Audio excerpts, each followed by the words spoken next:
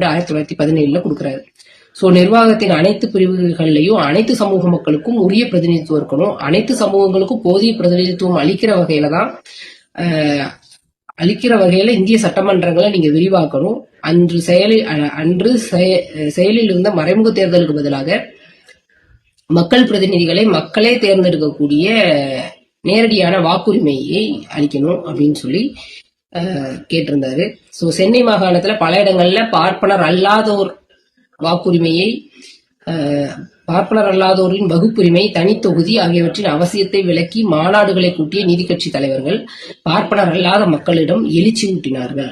So கோயம்புத்தூர்ல நடைபெற்ற பார்ப்பனர் அல்லாதோர் மாநாடு, விஜயவாடாவில் நடைபெற்ற தெலுங்கு தலைவர்கள் மாநாடு, திருநெல்வேலியில் நடைபெற்ற தமிழ் தலைவர்கள் மாநாடு, பிக்காவோலில் நடைபெற்ற கோதாவரி பார்ப்பனர் அல்லாதோர் மாநாடு உள்ளிட்ட 4 பகுதியில் நடந்திருக்குது. கோயம்புத்தூர்ல நடந்திருக்குது.